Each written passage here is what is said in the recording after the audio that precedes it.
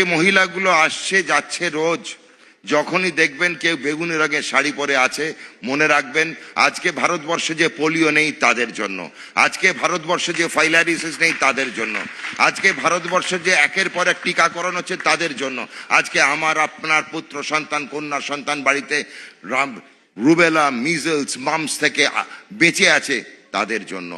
সেলাম দিই, কুর্নিশ দেই, ধন্যবাদ দিই, প্রণাম করি আশা কর্মচারীদের। আশা যে অ্যাক্টিভিস্টরা রয়েছেন তাদের আমাদের সঙ্গে। আশা শব্দটার মানে কিন্তু অর্ধেক লোকে জানে না। অ্যাক্রেডিটেড সোশ্যাল হেলথ অ্যাক্টিভিস্ট, তার নামকরণ হচ্ছে আশা।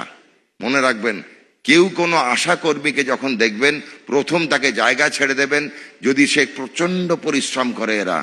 এদের যে পরিশ্রম, তার শ্রমের মূল্য আমরা দিতে পারবো না।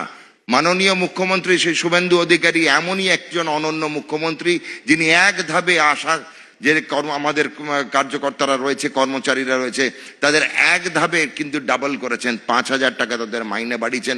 সেটা কিন্তু কিচ্ছু না, যৎসামান্য। ভগবানের পরে যদি কেউ হয়ে থাকে ভারতবর্ষে, সে হচ্ছে আশাকর্মী। এদের যে অবদান আছে জনস্বাস্থ্য, পাবলিক হেলথে, এই টাকা দিয়ে বিচার করা যায় না।